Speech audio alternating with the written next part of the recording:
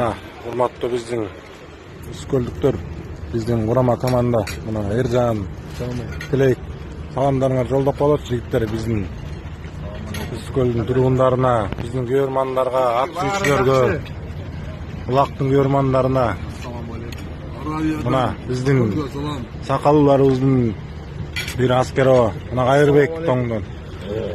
Мана жолдошо, сиз салам жакшы, переживать этпегиле, көздүн намызын коргойлу деп жака келдик.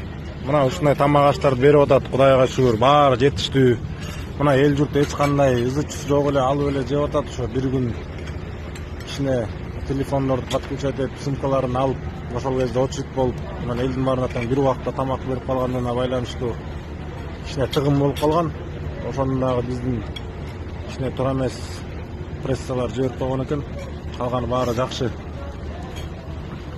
Баарыңарга салам.